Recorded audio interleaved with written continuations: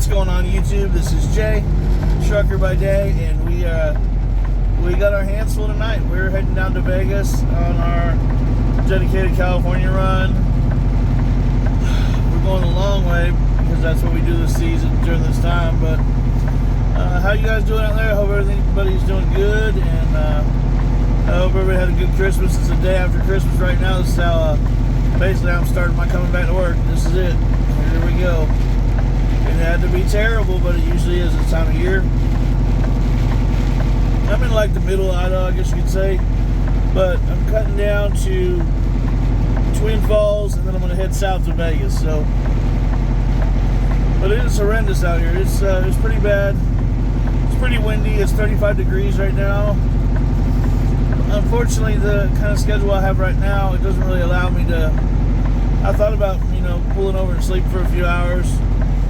But in comparison to like some of the roads I've been on, this looks on video it might look really, really bad, but it's not too bad.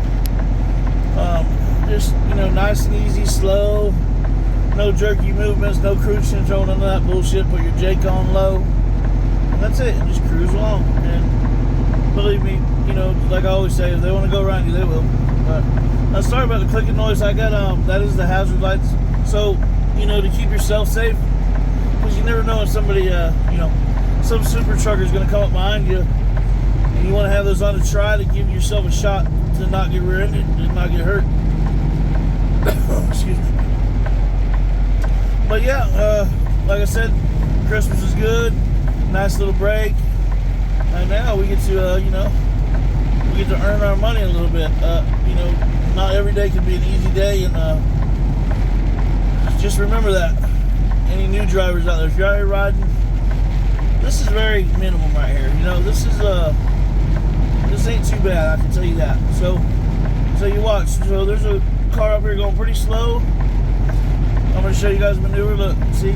So my hazards are already on. So as far as me changing lanes or things like that, just don't touch anything. Leave your hazards on. I'm gonna gather up a little bit of speed. I'm gonna go easy. Watch how easy I go over. Nice and easy, see? Steady, steady, steady. So hold the wheel straight and I'm gonna give her a little gas, nothing crazy. And go ahead and just go on by them. Nice and easy, try not to scare them. People get scared out here. If you scared her, you wouldn't be going 30 miles an hour. So that, I'm well past them. Make sure you get well past them, because you are gonna throw spray all over him. And there for a minute, he won't be able to see if you cut him in front of him too soon. But he's way far behind, and then we're just watch, just float right over, barely touching the wheel, no jerking, no nothing, just nice and easy. See, there you go, and that's it. But I've seen guys jerk and get in a hurry and all that. Don't get yourself up on somebody's ass, tailgating them before you decide, like, hey, they're going slower than I am, maybe I should go around them. You don't ever want to do that. Put yourself in that situation, because I know experienced drivers that jackknife that they got impatient, and that's what happens, But like I said, I'm anxious, and not about driving and all that. This stuff's easy to me, but I'm anxious about the house. I got to move into a new house, and it's gonna be chaotic, man. I don't know if any of you guys have ever moved before, but it's not fun. So what I am going to do, though, on this trip is I am going to reevaluate my route when I get to Twin Falls. Because when I get to Twin Falls, if anybody has ran this area, Idaho, when you start heading south out of Twin Falls, if it's snowing pretty steady and the roads are already bad, it's probably a good idea to take a break, because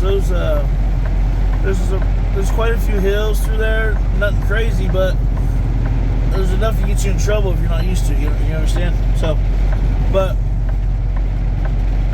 I just look at stuff like this. Like, hell, it's still, after 20 years, it's still a challenge to me.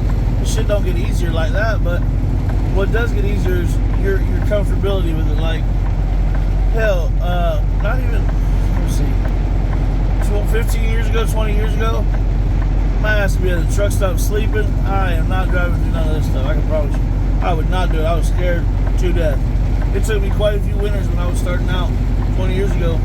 Took quite a few winters to hell where I could even use a telephone whenever it was this bad. Like, I was just terrified. But, you know, just like everything, after some time went by, I was like, hell, this ain't bad. Just easy, man. You can't, you know, you get in this habit of, especially if you're a mega carrier, man. These big companies, you get in the habit of jerking that truck around. You ain't got to fix nothing, just jerking it around. But I tell you what would save you a lot of time and money and everything else.